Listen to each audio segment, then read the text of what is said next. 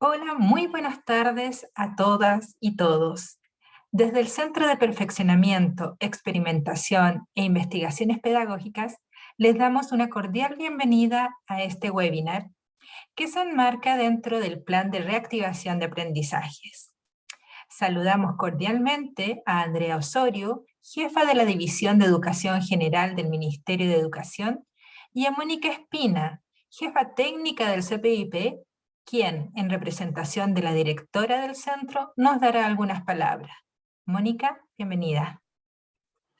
Muy buenas tardes a todos y todas. Para nosotros desde el CPIP es un honor poder contar con este espacio, el que además ha sido muy solicitado por docentes y directivos de las escuelas, así que nos es grato poder contar con este espacio de trabajo un poco indirecto con ustedes, pero creemos que es relevante porque además nos entrega un primer piso para poder abordar un tremendo desafío que además viene enmarcado en esta nueva ley, conocida como la Ley TEA, pero que en definitiva lo que nos desafía es a mirar la diversidad de la escuela, ya no solo como algo excepcional, sino que la diversidad como parte de la esencia y el foco de la normalidad dentro del espacio escolar, entendiendo que ya no basta solo con la promoción de la inclusión, sino que efectivamente lo que implica es desafiarnos a hacernos cargo de un trabajo integral y por tanto centrado en lo que implica la protección y el resguardo del derecho de todos y todas quienes participamos de los espacios escolares.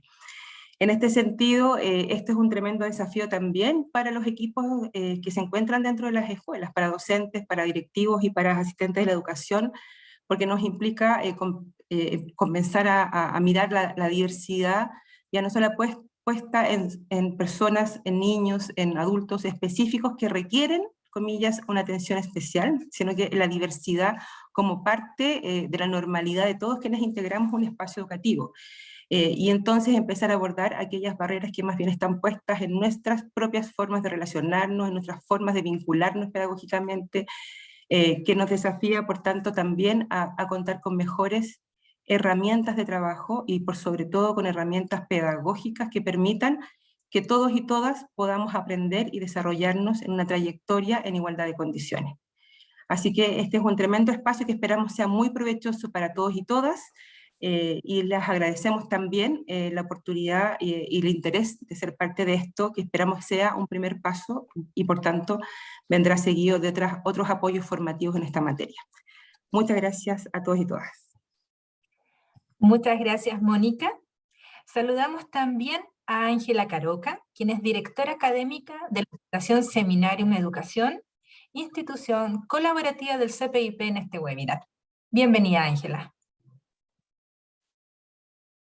Muchas gracias, Claudia, por tu presentación y a todo el equipo del CPIP con quienes nos hemos aliado para desarrollar esta y otras instancias que llevaremos a cabo conjuntamente durante este año. Bueno, el 2 de marzo pasado se promulgó en Chile la llamada Ley TEA, que establece la inclusión, la atención integral y la protección de los derechos de las personas con trastorno de espectro autista en los ámbitos de educación, lo social y la salud. Además, busca reconocer el rol fundamental de sus cuidadores para su bienestar. El desafío más importante hoy, si consideramos que los especialistas coinciden en que hasta ahora las niñas, niños y adolescentes dentro del espectro han sido invisibilizados.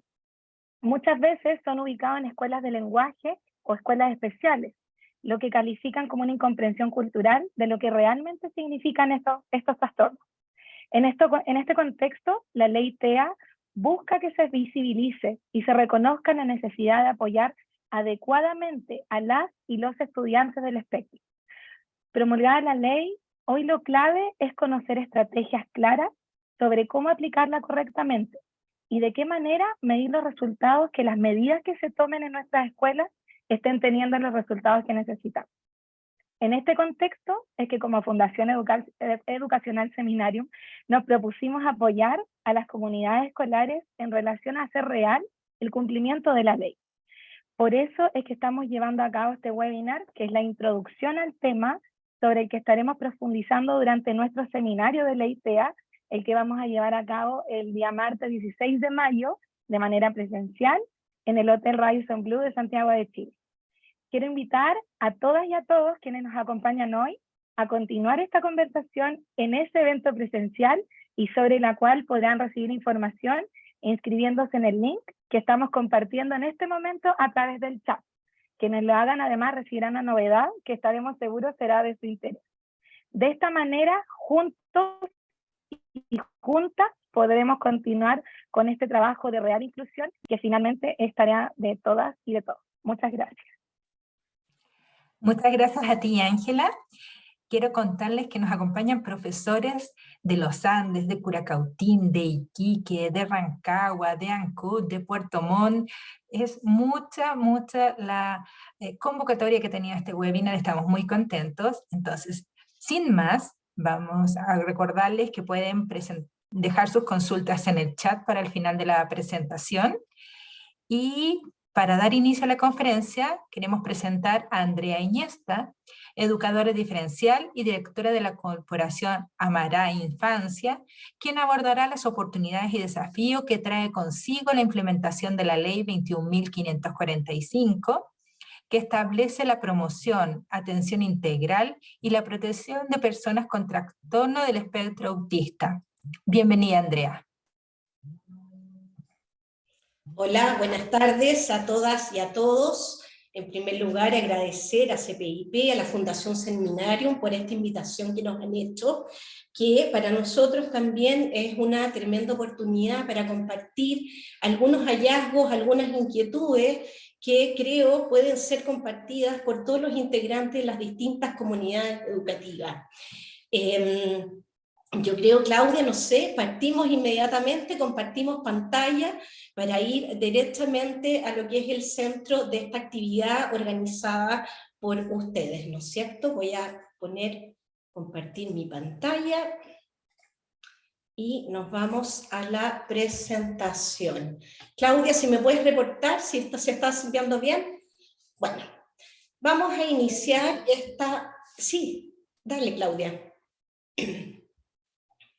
Vamos a iniciar esta presentación que está enmarcada en la promulgación de la Ley TEA y que nosotros hemos denominado la ley, su trascendencia, desde la reconceptualización del espectro autista.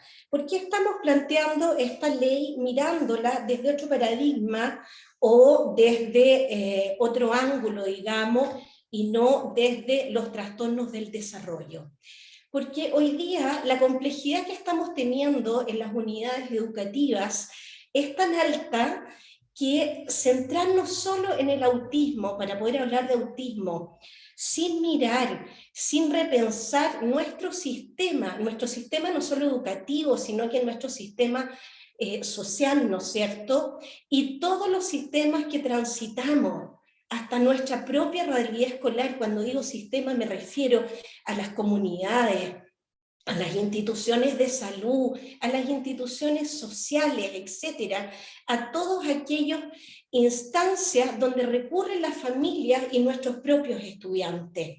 Por esa razón hemos querido partir, antes de hacer algunos alcances respecto a esta ley, que sin duda es una nueva oportunidad, quisiéramos detenernos un poquitito a través de esta imagen y invitarlos a recordar que nuestro país, nuestra nación, ha dado varios pasos ya desde los años 90. Son varias las convenciones que el Estado chileno ha suscrito y que nos permiten mirar el tema de la diversidad y el tema del acceso para muchísimos estudiantes y también para su familia.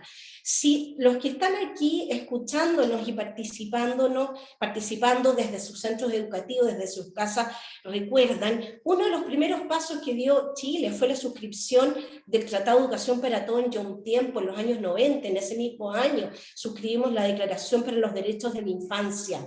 Unos años después se dieron otros nuevos pasos. El año 94, para todos los que venimos del mundo de la educación especial, fue un año tremendamente significativo, porque fue el año en que en Salamanca se estableció esa convención tan importante que nos invitaba a mirar los principios, las políticas, las prácticas, los primeros elementos para la intervención en necesidades educativas especiales.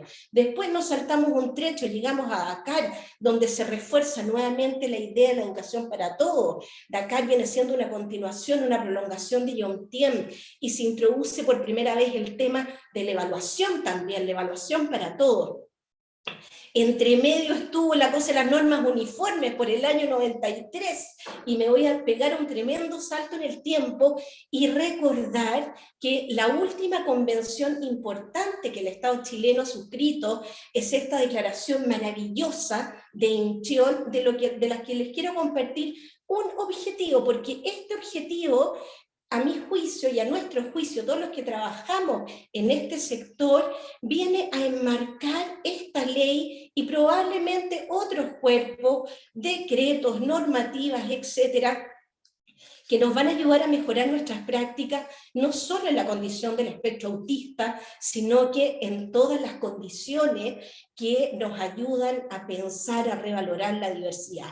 Y uno de los objetivos importantes de Incheon es el que están viendo en pantalla, que es garantizar una educación inclusiva, y acá los invito a hacer un alto, una educación equitativa. Este término, a nuestro juicio, es un término tremendamente significativo e importante, porque es la plataforma para poder acceder o abrir espacios de acceso al aprendizaje, al desarrollo y a la participación de nuestros y nuestras estudiantes con la condición del espectro autista. Este objetivo de Incheon dice garantizar la educación inclusiva, equitativa, de calidad, evidentemente, ya la Rosa Blanco nos lo venía compartiendo desde fines de los años 80, son tremendos los aportes que vienen desde el pensar, mirar las prácticas desde la calidad.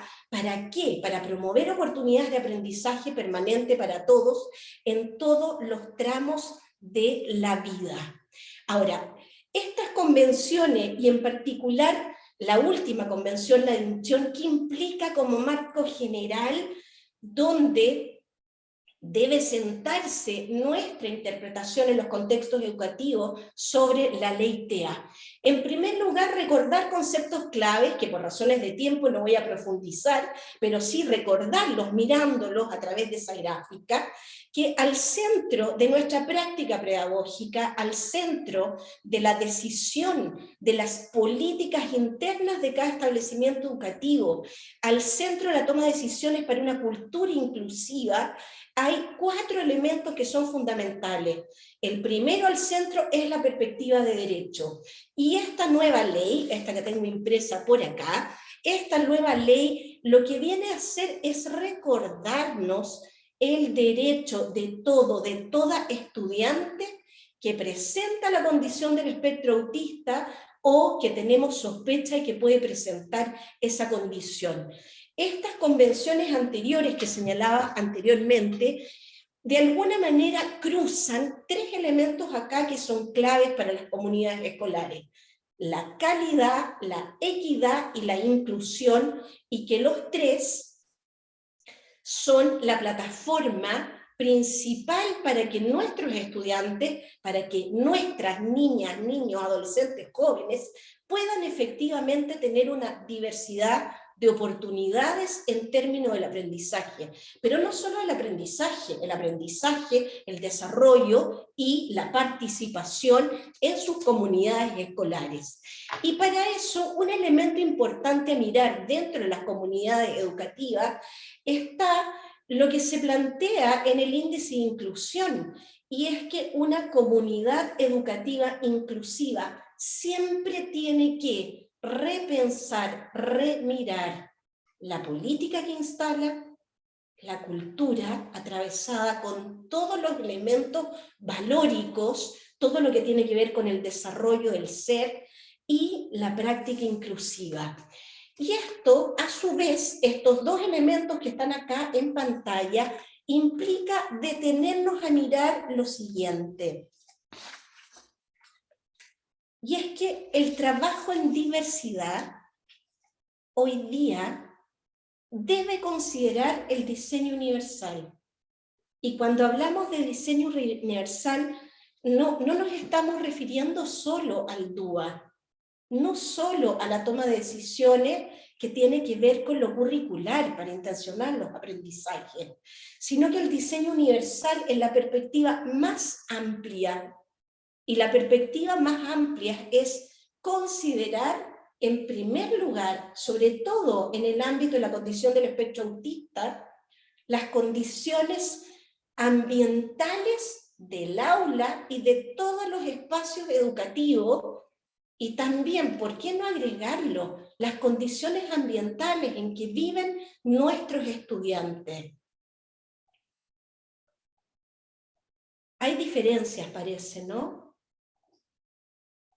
entre lo accesible solamente y lo accesible desde lo universal. Cuando nosotros entramos al mundo del espectro autista, que hemos tratado de representar a través de este dibujo que lo caracteriza, nosotros tenemos que, en la institución escolar, detenernos a mirar que esta condición del neurodesarrollo implica cierto impacto y ciertas concomitantes que atraviesan la conformación identitaria de la persona del espectro autista. Hoy día las neurociencias, pero también la psicología profunda, nos entregan elementos clarísimos para poder comprender, por una parte, cómo aprenden nuestros estudiantes, pero por otra parte, también entender qué ocurre con ellos en la conformación de su ser. La educación no puede centrarse solo en lo curricular. Es cierto, el sentido de la escuela es ayudar a la formación, y para eso tenemos ciertos dispositivos que son fundamentales, nuestras cartas de navegación. Tenemos las bases curriculares de la educación parvularia, las de la educación básica, las de la media, etc. Cada institución formadora, cada instituto, cada universidad también tiene su propio currículum, tienen sus planes y programas. Pero lo curricular, sin mirar lo que ocurre con el ser, muchas veces no genera el impacto esperado por los estudiantes y por la familia, y que es evolucionar, y evolucionar desde el derecho.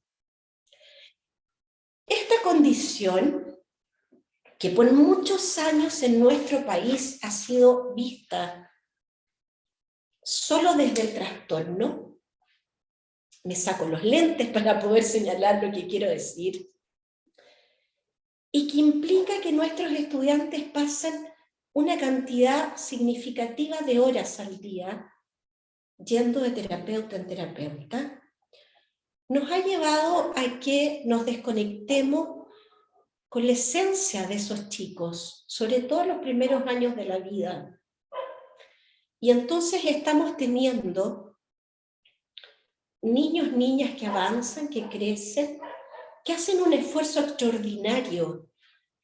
Voy a usar un término un poco indebido, un poco feo a mi juicio, y es que hacen un esfuerzo extraordinario por rendir, pero con un costo personal tremendo, porque pareciera ser que tanto en los espacios educativos, familiares como terapéuticos, nos hemos olvidado que a la base de las manifestaciones de nuestros chicos y chicas está esta perspectiva que nosotros desde Amará llamamos una perspectiva neurobiopsicosocial del desarrollo, porque implica la concatenación de tres elementos importantes, que son la condición biológica, ahí lo pusimos como condición genética, pero léanlo como la condición biológica. Ya voy a decir 2 o 3 cosas de eso para que luego aterricemos con la ley. Paralelo a esta condición biológica está toda la construcción identitaria, y que en el caso del autismo hemos podido ir mirando a lo largo de los años en el trabajo que hacemos, tanto en el trabajo de reparación a las familias, de sostén a la familia, de atención directa a bebés, niños, niñas, adolescentes también. Hoy día nos han llegado en los últimos tiempos muchos jóvenes de más de 20 años en que recién sospechan ellos o sospecha la familia de la presencia de esta condición, y que cuando olvidamos en nuestra práctica educativa que muchos de nuestros estudiantes, sus manifestaciones derivan de lo que está ahí abajo en paréntesis, de estas famosas angustias arcaicas, o de lo que Couturier denomina los fantasmas de inhibición, si nos detuviéramos en esto podríamos entender de mejor manera qué pasa con nuestros estudiantes y por lo tanto qué decisiones podemos hacer en términos de estrategias genéricas y específicas en el aula para contribuir no solo, insisto, con sus aprendizajes, sino que también contribuir con la constitución identitaria tan importante y finalmente con su desarrollo. ¿Y por qué esto es tan importante? Porque tanto la condición genética como la comprensión sobre cómo ha ido construyendo su estructura psíquica nos permite entender cómo entonces han construido su orden simbólico y por lo tanto cómo son las representaciones sociales que configuran y que a veces a los llamados por ellos neurotípicos nos complican tanto. Quiero decir con esto que hablar de autismo es sentarse, es detenerse a mirar un tremendo desafío. No es un desafío cualquiera, porque hay una configuración de estos tres elementos: lo biológico, toda la urdiembre biológica, todo el aparato psíquico que se empieza a construir a partir de los apoyos en los primeros años de vida, por qué no decirlo también desde el vientre materno, y que van a configurar una organización, un orden identitario y simbólico que no va tal como lo esperamos a veces en la institución escolar. Entonces, hablar de autismo y hablar de la ley sin detenernos a mirar estos elementos resulta complejo, porque si ustedes ya han leído la ley 21.545, que evidentemente todos los que trabajamos en este mundo, y sobre todo las familias y nuestros estudiantes que son adolescentes, que son jóvenes, que tienen una conciencia de sus capacidades, pero también de sus necesidades, habrán visto que esta ley está más bien centrada en la parte de salud, no tanto en lo educativo. Y entonces nosotros, de hecho, los primeros tiempos que aparecen en la ley, si van y ojean lo que se llaman disposiciones transitorias, van a ver que hay varios tiempos establecidos: un primer tiempo para marzo del 2024, otro para junio de este año, otro para septiembre y otro para marzo del 2025. Como toda ley, su concreción no es en el corto plazo, es en el corto, en el mediano y en el largo plazo. Por lo tanto, las comunidades educativas en este tiempo tendremos que ir leyendo la letra chica de las distintas disposiciones de la ley para ver cómo nos rearmamos, cómo nos reorganizamos, nos volvemos a configurar para poder dar respuesta a los requerimientos del desarrollo, a los requerimientos del aprendizaje, pero también al derecho de participación que tienen nuestros estudiantes con la condición del espectro autista. Dicho eso, quiero recordar 2 o 3 elementos chiquititos de lo biológico para que luego lo leamos desde la ley. Por una parte, las unidades de salud denominan al autismo como un trastorno, ¿no es cierto? De hecho, nuestra ley se llama para las personas con trastorno del espectro autista. Si bien yo estoy tomando la definición porque es lo que está en la ley, quiero invitarlos hoy día en esta pequeña presentación a dar un paso, olvidarnos un poco de esta etiqueta que dice trastorno y situarnos en lo que significa una condición. Ahora, más allá de eso, desde lo neurobiológico, y que nos permite entender lo que pasa en nuestra sala de clase, es que nuestros estudiantes con esta condición sí presentan dificultades a nivel del desarrollo, y bien concreto, es en el funcionamiento de la comunicación entre las distintas áreas del cerebro.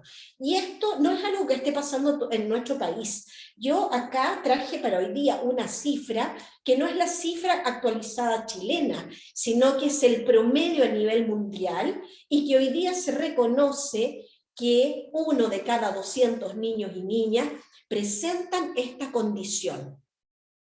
Ahora bien, vamos a tener que esperar un poquitito para lo que pasa en Chile, porque en DISC recién está haciendo la presentación, nuestro Senadis recién está haciendo la presentación de lo que pasa con la población de adultos mayores, y se supone que recién ahora a fines de mes va a empezar a compartir los resultados para la población de 0 a 18 años. Ahí vamos a poder actualizar un poco más y aterrizar estas cifras a la realidad chilena.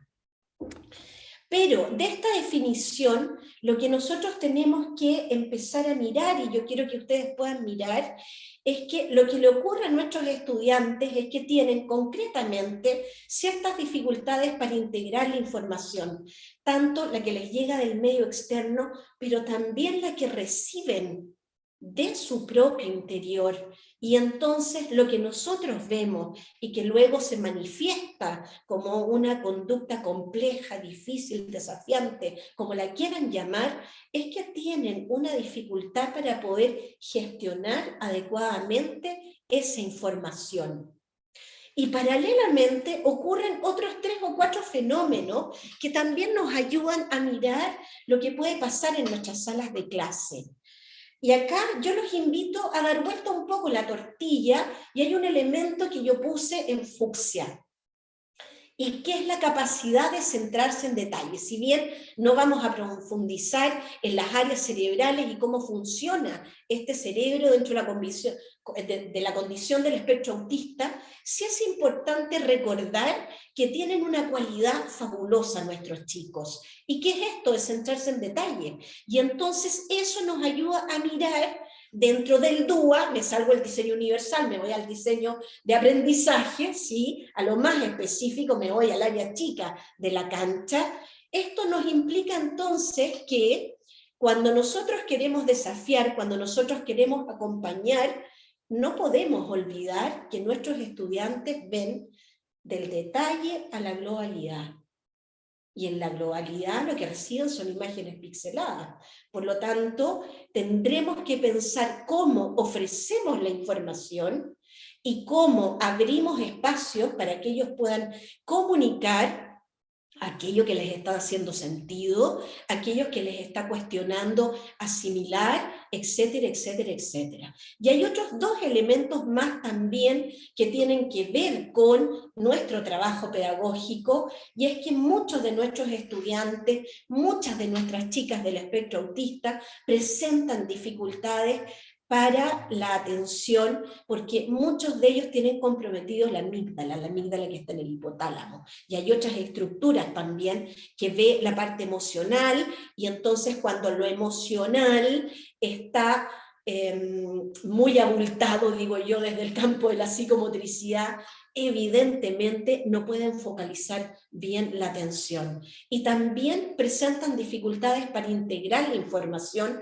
por lo que está acá en la base, que son que las experiencias sensoriales a veces se ven afectadas por el ambiente externo, y por lo tanto esto desencadena ciertas manifestaciones que a veces se nos escapan de las manos. Pero recordar estos elementos que tienen que ver con lo neurobiológico es fundamental para comprender lo que ocurre con nuestros estudiantes y para poder tomar decisiones sobre estrategias generales y específicas en el acompañamiento pedagógico que podamos hacer. Ahora, todos estos elementos que tienen que ver con la neurobiología han hecho que en nuestro país, ojo acá con esto, un paréntesis desde lo clínico, se intencione el autocontrol, desde afuera. Se maneje ansiedad, alimentación y sueños, que tienen que ver con la cosa química, desde afuera. Y en este manejo de autocontrol y de necesidades fundamentales de la vida, que están en la parte de abajo de la pirámide, ¿no es cierto? Todas las necesidades fisiológicas, el cubrir esas necesidades.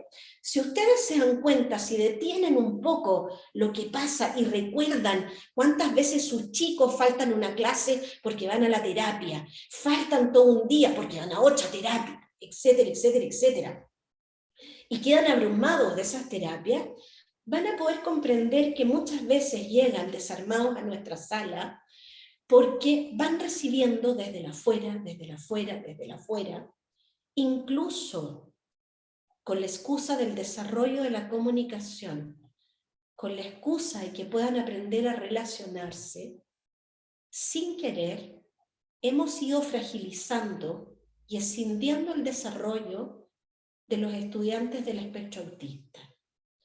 Es cierto, esa fragilización no la hemos hecho al interior de las comunidades educativas. Es más bien lo que viven nuestros estudiantes y sus familias con los apoyos externos.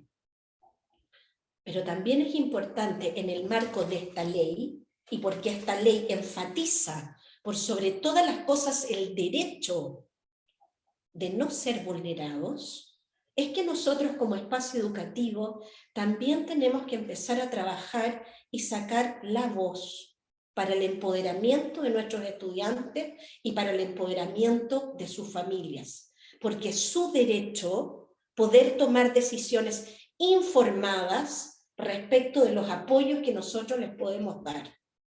De manera muy violenta y en color rojo, dejé puesto, la cognición, entre medio de la comunicación y las relaciones sociales. ¿Por qué?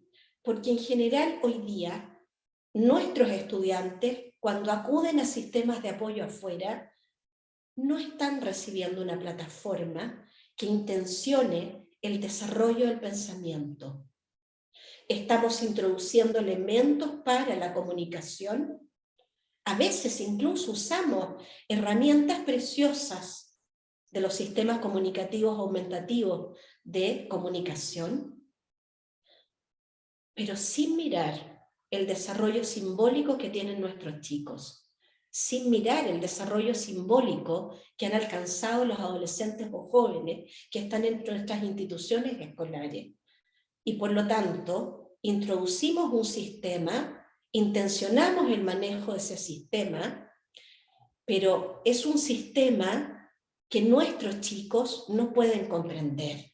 Entonces, hago este alcance y quiero invitar con esto a las comunidades educativas a mirar, a hacer entrevistas en profundidad con la familia, hacer entrevistas también a nuestros estudiantes para mirar cómo revertimos estas situaciones de fragilización de desarrollo que a veces viven, no por lo que ofrece el espacio educativo, sino que por lo que viven fuera del contexto escolar. Ahora bien, desde la segunda variable, que es la construcción del psiquismo, voy a tratar de ser lo más rápida posible con esto, recordar que, al igual que todo ser humano, nuestros estudiantes en la vida intrauterina, obviamente son un cuerpo que va armándose, gestándose, construyéndose de manera linda, preciosa, gracias, lo voy a sintetizar en 3 elementos o 3 variables. Por una parte está la placenta y el líquido que filtra la información. Miren qué interesante, tal vez ese principio o ese elemento lo podemos tomar como un principio para el trabajo en el aula. Al mismo tiempo cuenta con paredes que dan estructura, pero que no son rígidas, son flexibles, por lo tanto permiten el movimiento, permiten el descubrimiento. Cuando el bebé danza en el vientre, descubre todas sus posibilidades y con eso va haciendo un registro, un protoesquema corporal, una previa construcción yoica, al mismo tiempo que va jugando con la construcción de un protovínculo a través de los intercambios con quienes tocan o hablan ese vientre, y al mismo tiempo está siempre conectado a través del cordón. Son 3 claves, 3 elementos: filtrar, estructurar, pero dar flexibilidad y tener una conexión permanente, lo que nos ayudan a reorganizar a nuestros estudiantes también en la sala de clases. Y ojo con esto, cuando todos nacemos, no solo nuestros estudiantes con la condición del espectro autista, vivimos una desorganización tal que no nos conocemos.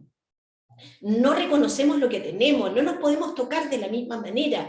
Es como que algo nos faltara. Aparece el famoso fantasma universal de la pérdida, ¿no es cierto?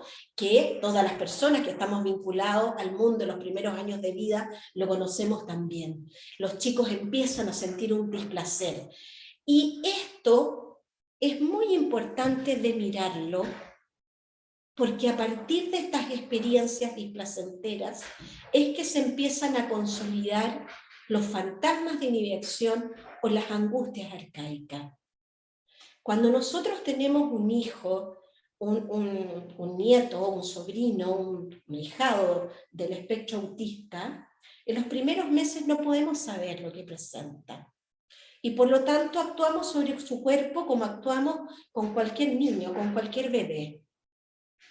Sin embargo, si yo me devuelvo y recordamos que hay una organización sensorial distinta en el autismo, vamos a comprender que desde los primeros días de vida el mundo a veces les complica. Sienten olores más intensos, sienten estímulos lumínicos de manera más intensa, sienten la textura como que les estuvieran quemando el cuerpo. No me voy a detener en cada sensorio, pero ustedes vayan imaginándoselo. Por lo tanto, la construcción psíquica que se va elaborando es una construcción atípica.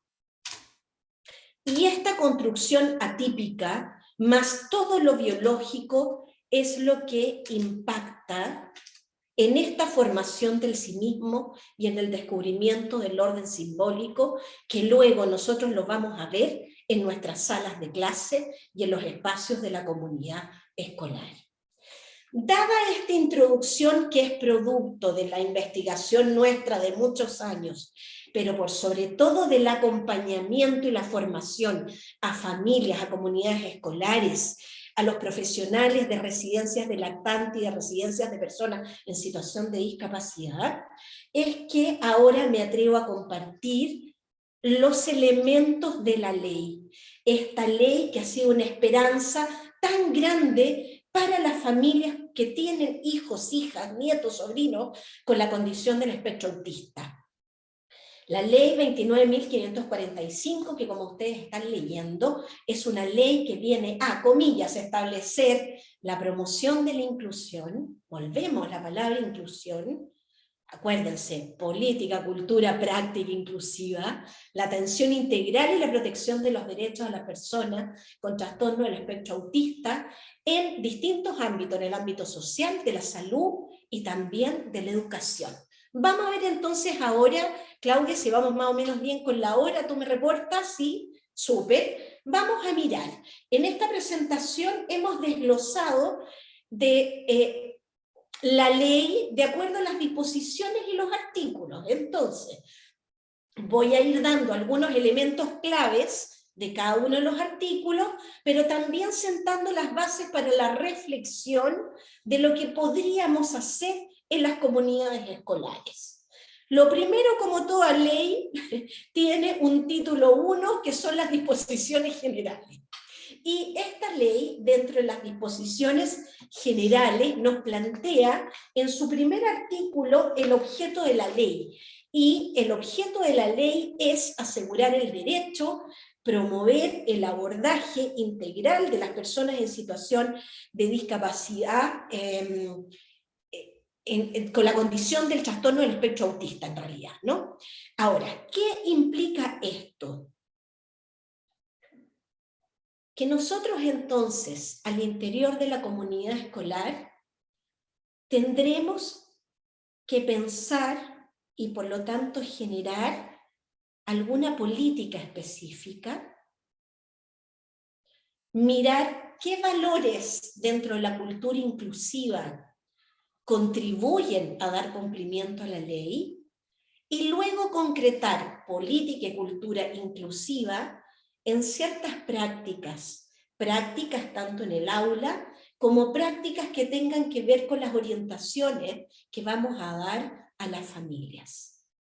En el artículo 2, que establece ciertos conceptos, el primer concepto al que refiere esta ley es el concepto de la condición de neurodesarrollo.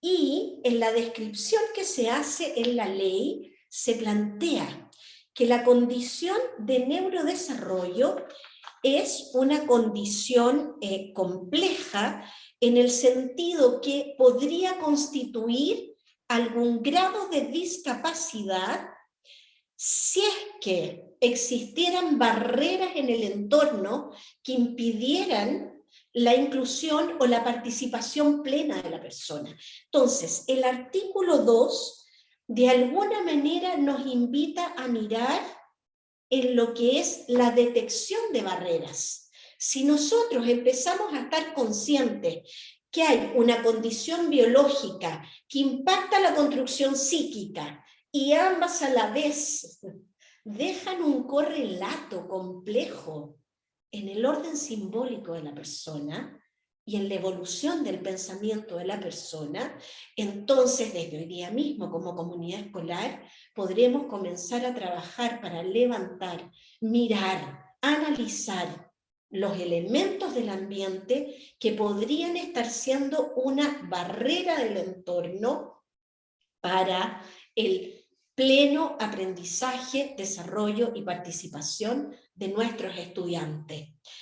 Miren, si ustedes juegan con la lectura de la ley, van a ver que acá hay un sentido tremendamente rico, significativo, valioso, precioso para nuestros estudiantes y para sus familias. En el artículo 3, que voy a hacer un paréntesis, Claudia, algo muy mío, a mi juicio es una de las partes más significativas y lindas de la ley, porque enuncia, miren, 1, 2, 3, 4, 5, 6, 7, 8 principios que son trascendentales. Esta ley habla del trato digno. No merita mayor explicación, ¿no es cierto? Ok. De la autonomía progresiva, de la detección temprana, de la intersectorialidad, etc. Y todos esos elementos nos traen un tercer paso, diría yo, en la implementación dentro de las comunidades. Lo primero, si nosotros hacemos una síntesis de estos 8 principios, tenemos que detenernos a mirar en la evaluación inicial de nuestros estudiantes. Y no me refiero solo a lo que pasa en marzo, sino que en cualquier momento. Si empezamos a tener sospecha de que ese estudiante podría ser de la condición del espectro autista, entonces lo primero a realizar es hacer una evaluación profunda. ¿Cuál es el nivel del desarrollo del pensamiento alcanzado? ¿Cuál es el nivel y tipo de comunicación que tiene para, desde esas 2 variables, poder entrar a hacer las adaptaciones curriculares que él o ella vayan a requerir?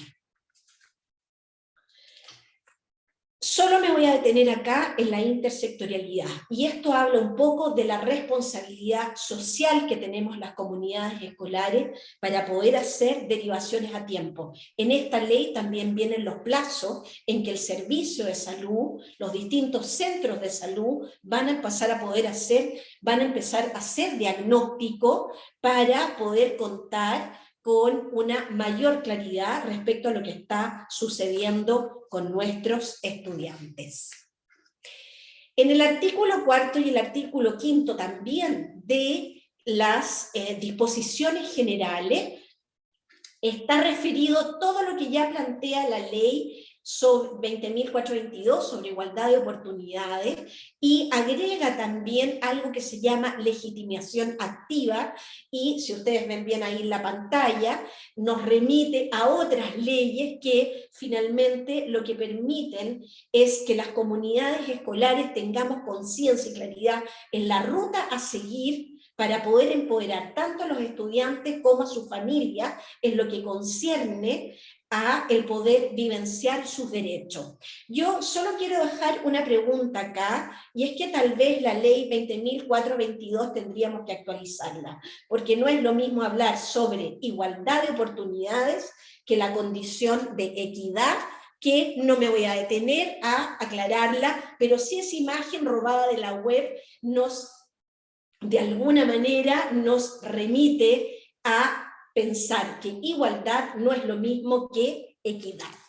Bien, ahora bien, en el segundo inciso la ley nos habla de los deberes del Estado, hay varios artículos acá que tienen que ver con los deberes generales del Estado, el abordaje integral y las herramientas de comunicación aumentativa alternativa. En una pequeña síntesis podríamos decir que los deberes generales son efectivamente en el ámbito educativo asegurar el desarrollo de la persona, pero también la vida independiente y la autonomía. Y esto a las comunidades escolares nos invita a mirar entonces, ojo, lo mismo que está planteado desde el enfoque de la autonomía y el enfoque de la multidimensionalidad para la discapacidad intelectual, que nuestros aprendizajes no solo tienen que ser significativos, sino que tienen que intencionar el desarrollo multidimensional de nuestros estudiantes para que ellos puedan transversalizar lo aprendido en diferentes entornos y contextos. Me salté el tercer título, que tiene que ver con las prestaciones de salud, para irme derechamente al título cuarto, que son los derechos en la educación. Y aquí nos saltamos al artículo 18, es el primer artículo que habla del sistema educativo, y el artículo 19 sobre la formación y acompañamiento. Desde el sistema educativo, esta ley ¿a qué nos invita?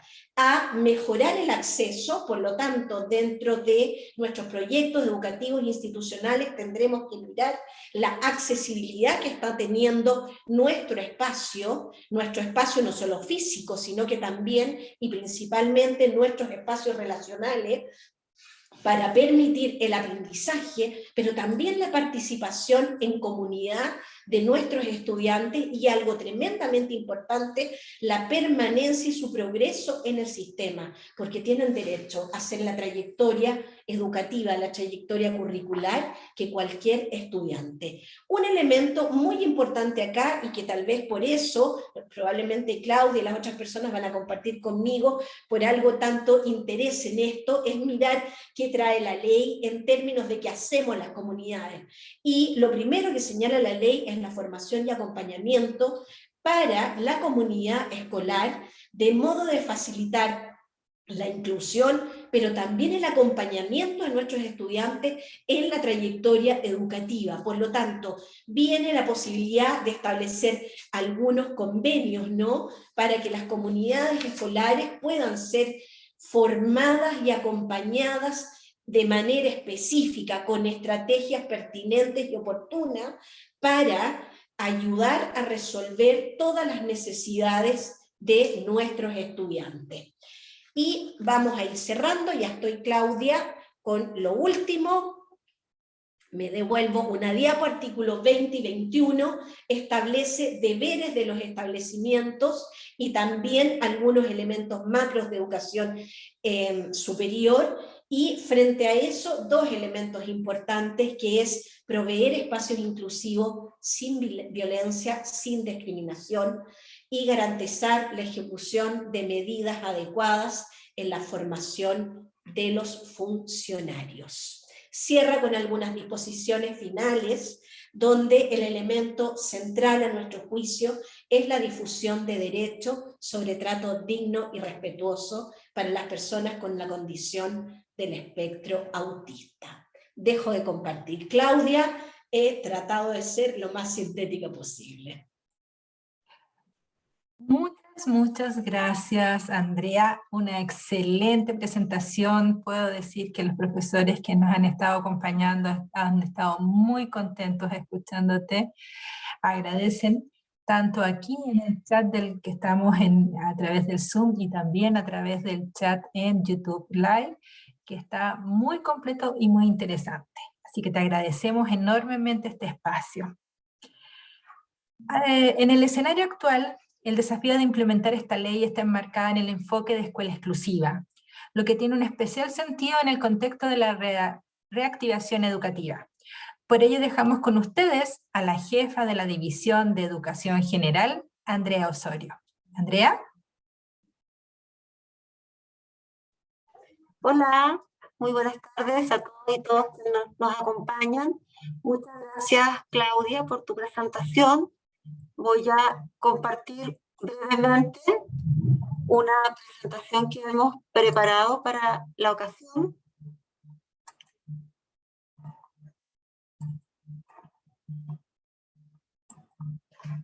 Te pido que me confirmes. Gracias, muchas gracias. Bueno, muchas gracias a Andrea Iniesta por la presentación que nos hizo y también por el espacio y también a todos quienes están hoy día participando por el entusiasmo y preocupación respecto de esta temática, que tal como nos señalaba Andrea, sin duda tiene que ver también con un enfoque social y de cómo nos desarrollamos como sociedad desde un enfoque más amplio que solamente el educativo.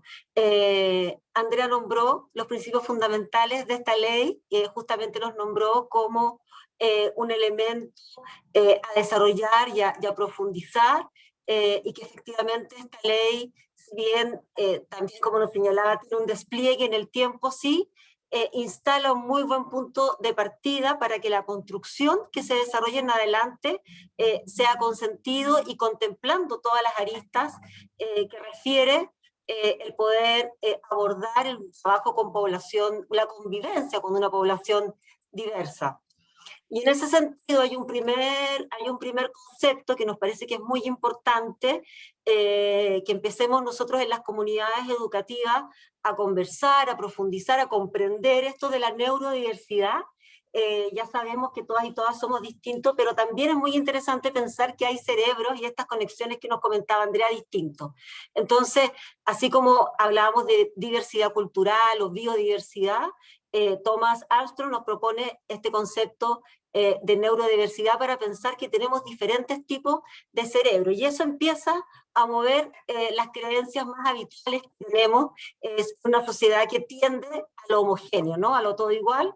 Estamos acercándonos a la diversidad, la vamos conociendo, pero además vamos comprendiendo estos elementos más biológicos que también están a la base, que no es solamente un tema de opciones, ¿verdad? Sino que también hay una cierta biología que determina esta diversidad. En ese sentido, y a propósito de lo que se ha comentado en relación a que esta ley, bueno, primero instala ya una temática muy importante, y es hacernos cargo de una realidad como sociedad. Tiene mucho énfasis en lo que se desarrolla en términos de salud, sobre todo por lo que refiere a la importancia de contar con diagnósticos tempranos y con unos buenos apoyos para las familias en general.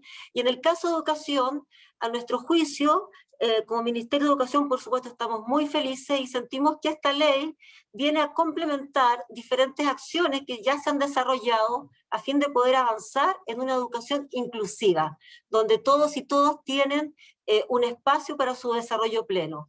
Y esto comienza, ¿verdad? Y muy importante, con la ley 20.845, que nos habla de un sistema escolar que abre el acceso y que empieza a caminar hacia la inclusión, donde los criterios para que un niño esté o una niña en una escuela o en otra no tienen que ver con su desempeño, y poder entonces ampliar la oferta de diferentes centros educativos. Después seguimos avanzando con el decreto 170, que establece también los apoyos y cómo se va desarrollando un trabajo colaborativo al interior de la comunidad educativa respecto de las necesidades educativas especiales. Seguimos en ese avance con un decreto 83 que nos habla de cómo diversificamos nuestra acción en la sala de clase, y ya empezamos a comprender que hay una acción docente, hay una acción educativa que tiene que avanzar hacia la diversidad, contemplando los diferentes, no solamente estilos de aprendizaje que lo veníamos conociendo, sino ahora como estamos conversando estos cerebros distintos, y un poco como estamos, como se hablaba de un diseño universal, es cómo vamos pensando en el aprendizaje como un espacio para la diversidad y vamos estableciendo primero contextualizaciones a nivel institucional como liceo, como escuela, por nuestro proyecto educativo, después pensando en metodologías que permitan la diversificación de prácticas en el aula para, ¿verdad?, en un momento determinado avanzar también con adecuaciones curriculares. Y también se suma a este circuito de herramientas para avanzar en la inclusión el decreto 67 que establece una mirada distinta de la evaluación, una mirada formativa donde se trata de organizar, ¿verdad?, de poder organizar aquellos elementos más administrativos de las comunidades educativas en función de efectivamente el progreso de los estudiantes. Entonces la evaluación no es entendida como el fin de un proceso, sino como algo que acompaña los procesos para poder ir alimentando. Por lo tanto, la evaluación deja de ser ese elemento para saber si estoy bien o estoy mal, sino la evaluación para saber dónde estoy. Y eso también permite unas prácticas más inclusivas porque nuevamente, más allá del estándar que se quiera lograr, y sobre todo cuando estamos pensando en poblaciones neurodiversas, es entender dónde está desde el punto de vista del aprendizaje para de ahí en adelante seguir construyendo la trayectoria. Entonces nos parece que esta ley en conjunto con estas normativas que nombro fortalecen la mirada que queremos desarrollar como Ministerio de Educación, y acá lo ponemos de manera más clara, de cómo pensamos que este es un complemento que permite ir avanzando desde una mirada pensada en la integración educativa hacia una mirada pensada en la educación inclusiva, donde muy rápidamente podemos entender que el concepto de integración pone la dificultad en el sujeto y la mirada inclusiva más bien pone la institución. Cómo la institución va bajando, primero identificando y luego eliminando las barreras que no permiten a todos y todas el aprendizaje. Entonces, en ese sentido es muy importante porque pone otro elemento para potenciar la diversidad, y desde ese punto de vista, y este es un ejemplo también, cómo lo vamos entendiendo el espectro y las diferentes conductas que se dan alrededor de desde una perspectiva social, donde una persona es de determinada manera, pero el espacio en el que se desarrolla debe permitir que se expresen estas diversidades. Nos podemos encontrar con características de comunicaciones distintas, maneras de interactuar distintas a las que conocemos, y cómo el aula permite y nos extraña frente a esas conductas, también poder comprender que hay intereses profundos, también es una característica de estos cerebros distintos, cómo también se da el espacio para aquello, y lo mismo cuando tenemos estas conductas repetitivas que no llamen la atención, sino más bien sean parte de la diversidad y de lo que puede estar, y cómo nuestros espacios educativos permiten esta vivencia sin que sean casos, sino más bien espacios amplios que permitan estas diferentes expresiones. Entonces, desde una mirada médica, ¿verdad? Uno puede pensar, y yo creo que estaba muy dicho en la relatoría de Andrea, empieza como una enfermedad, como algo que se pueda superar. Esta ley nos hace más, ratifica esta condición como una situación que se queda, y más bien cómo aprendemos a convivir y a desarrollarse con ello. Y acá quisiera detenerme en algo, en algo que va apareciendo y que quizás es uno de los elementos en los que tenemos más que aprender hoy urgentemente mientras está todo este despliegue de la ley, y nosotros como División de Educación General el año pasado ya publicamos un material que ustedes pueden encontrar en nuestro sitio web respecto a regulaciones emocionales y conductuales, pero queremos invitar, y con esto ya cierro, invitar a las comunidades a comenzar a pensar que cuando tenemos aumentos de crisis, ¿verdad?, de estudiantes que presentan regulaciones emocionales y conductuales, tenemos que empezar a revisar nuestros protocolos, nuestros reglamentos educativos, cómo actuamos frente a ciertos hechos, empezar a cuestionar ciertas conductas que antes lo veíamos como en el ámbito de las pataletas, ahora empezar a comprender que tenemos ciertas conductas que tienen que ver con estas desregulaciones y que por lo tanto tenemos que pensar en cómo actuamos, y acá, por ejemplo, habilitar espacios de contención, rincones de calma, quién hace qué frente a una situación compleja, y cómo la normativa se va adecuando también en las comunidades educativas a esta nueva realidad que estamos conociendo, que tenemos mucho que aprender, y nosotros como Ministerio de Educación estamos trabajando en poder orientar en un primer momento todos estos cambios, pero sin duda que estas orientaciones también implican que cada comunidad puede reflexionar y empezar a visualizar y proyectar lo que esta nueva realidad implica en las dinámicas educativas.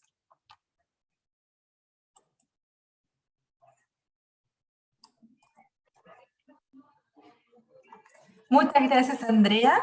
Y vamos a pasar ahora a una ronda de preguntas que nos han estado llegando tanto por el chat del seminario como por YouTube.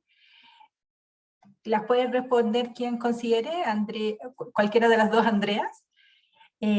¿Cómo implementar la ley cuando los colegios no cuentan con los recursos y herramientas para implementarla? Nos pregunta Tamara Tolosa. ¿Puedo, Claudia? Mira, yo diría que, a ver, más que implementar la ley, porque la ley nos plantea como ciertas prerrogativas, ciertos principios que tenemos que considerar, y en ese sentido yo me atrevería a decir que en el ámbito del espectro autista no todo se reduce a la utilización de materiales. Yo creo que uno de los primeros elementos a mirar es la formación que necesitamos los equipos educativos respecto a lo que a lo largo de los años hemos empezado a trabajar y denominar estrategias genéricas y estrategias específicas para el abordaje del desarrollo y del aprendizaje de los estudiantes y las estudiantes del espectro autista. Si bien es cierto, como todo estudiante requiere de elementos concretos hasta llegar a lo más simbólico, yo diría que lo más importante son las adaptaciones del ambiente general y que no necesariamente requieren de tantos elementos. Si bien Andrea Osorio hace un rato hacía alusión, por ejemplo, a lo que en psicomotricidad llamamos el espacio blando y que se ha generalizado como el espacio de la calma, hay distintas formas de construir o generar ese espacio al interior de las salas de clase o en algún otro espacio del colegio. Pero yo invito a que no generalicemos, no se puede generalizar, y el abordaje, el acompañamiento en la trayectoria curricular y en el acompañamiento en el desarrollo de vida de nuestros estudiantes no necesariamente pasa por la implementación material. No sé si Andrea quiere complementar, pero estoy respondiendo desde lo que nosotros hacemos cuando acompañamos instituciones educativas y les enseñamos a los establecimientos a retransformar a partir de lo poquito que tienen. Es posible. Toda la razón, estoy muy de acuerdo con el planteamiento, incluso dado que la ley no establece nuevas medidas a implementar en la comunidad educativa. La ley nos plantea que existe una realidad, como muy bien se ha mencionado, hay muchos aspectos de salud que empiezan a implementarse o que deben implementarse a propósito de contar con buenos diagnósticos y contar con una buena asistencia en los procesos que viven las familias para determinar los mejores caminos, ¿verdad?, para el desarrollo integral de quienes sean parte del espectro. Y en el caso de educación, lo que la ley hace es complementar y reforzar la idea de que cada vez más los centros educativos tienen que pensar que atienden una población diversa. Acá tenemos una característica de población diversa, donde además nos damos cuenta y entramos en un tema muy interesante y apasionante, a mi juicio, que es como esta construcción cerebral y neurodiversa que incluso se puede encontrar más allá de los temas propios del espectro, de las situaciones que se dan realmente en el espectro. Hay mucha desregulación emocional que hoy día podemos encontrarnos producto de tensiones propias de la vida que estamos viviendo, de la tensión, de lo que ha implicado la pandemia. Estamos todavía nuestros cuerpos tienen un resentimiento ahí, nuestras infancias y juventudes respecto de 2 años de encierro. Hay varios temas ahí contenidos y por lo tanto lo interesante es cómo esta ley nos dice, tenemos que hacernos cargo como sociedad de los diferentes humanos que componemos la sociedad, y en ello la escuela y los jardines, por cierto, alguien lo decía muy bien en un comentario, sala cuna y jardines, escuelas, liceos, tenemos que prepararnos para esa diversidad y empezar a romper ciertos moldes que hacen que algunos estudiantes que presentan estas características sean extraños en la comunidad educativa y a quienes hay que integrar. Entonces, es más bien cómo vamos conformándonos y en una comprensión más amplia de lo que es el desarrollo de las personas para que las estrategias de trabajo sean más diversas. Y es un cambio, a mi juicio, muy cultural que tenemos que desarrollar. Incluso la ley podría determinar mucho más cosas para educación, pero no necesariamente eso va a implicar que suceda, porque lo primero y más importante es que las comunidades puedan tener la instancia de reflexión, y ahí quiero insistir. Por supuesto que es importante que los equipos PIE estén bien conformados, puedan tener las mejores condiciones para ejercer su trabajo, pero el espectro autista y el pensar que las escuelas acogen y se abren a la neurodiversidad no es solamente una tarea del equipo PIE, porque entonces lo vamos a estar dejando otra vez en el nicho de la educación especial, por así decirlo. Es un tema de escuela como comunidad, y por lo tanto, poco a poco, toda la comunidad tiene que irse formando e ir comprendiendo estas nuevas realidades. Es algo más amplio que solamente la tarea del programa de integración, que sin duda va a ser un apoyo donde exista, pero la ley nos habla de que al final del día tenemos que ser capaces de una educación que incluya, tenga o no tenga programa de integración, a diferentes diversidades en las salas de clase. Gracias, Andrea. Justo respondiste una de las preguntas que estaban ahí en el chat, un par de ellas, sobre la obligación de implementar adecuaciones y apoyos para los estudiantes TEA en caso que los colegios no posean PIE. Y queda por aquí, no vamos a poder hacer todas las preguntas, obviamente, porque no nos va a alcanzar el tiempo. Paloma Cali decía, eso es de captar las barreras. ¿Cómo se observan? ¿Cuáles elementos ambientales son barrera del entorno?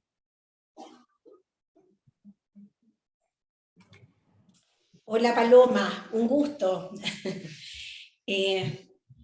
Las barreras del entorno tienen que ver con las condiciones de la implementación de los espacios físicos, y una barrera va a depender del perfil sensorial que tenga cada uno de los estudiantes. Yo diría que acá un elemento fundamental es conocer los perfiles sensoriales que tienen sus estudiantes, porque de acuerdo al desarrollo sensorial de cada uno van a ser las adaptaciones de aula que podemos hacer y las adaptaciones de los espacios comunes que tengan los establecimientos escolares. Es muy difícil poder en una presentación de este tipo poder entregar generalidades o elementos comunes, porque la verdad es que si ustedes se fijan, una de las complejidades mayores en el autismo es que es una condición que involucra un espectro, y este espectro significa una gran variabilidad en términos de lo sensorial, del desarrollo del pensamiento, del desarrollo comunicativo, del desarrollo de la motricidad, de la comprensión de sí mismo, del tipo de relaciones que establecen los estudiantes, etcétera, etcétera, etcétera. Y esas adaptaciones ambientales tienen que considerar al menos 9 variables, yo he nombrado acá como 5 variables, pero son más bien como 9 variables las que se configuran para poder hacer las adaptaciones en el entorno. Las estrategias generales que yo mencionaba hace un rato atrás, no he dado ningún ejemplo, tienen que ver, por ejemplo, con la ubicación del estudiante dentro de la sala de clase, tienen que ver con la implementación o la intervención de la reverberancia auditiva que tiene esa sala de clase, tiene que ver con el color de la pintura de los muros que tiene esa sala de clases, etcétera, etcétera, etcétera. Las estrategias específicas dicen relación con los elementos del diseño universal de aprendizaje concretado hacia las características del espectro autista. Muchas gracias, Andrea. Les informamos que como CPIP se pondrá a disposición a comienzos del segundo semestre el curso Apoyos Educativos para Estudiantes con la Condición del Espectro Autista. Desde ya lo invitamos a participar en esta actividad formativa que va a estar en nuestro portal Desarrollo Docente en Línea. Reiteramos nuestros agradecimientos a todos quienes se han conectado a este webinar. Les invitamos a que nos sigan en cpip.cl y en nuestras redes sociales para que estén al tanto también de los próximos webinars que vamos a estar realizando, y si quieren revivir este o compartirlo, lo encontrarán en nuestro canal de YouTube. A nuestras expositoras, a todos a quienes nos han acompañado, muchas gracias, buenas tardes.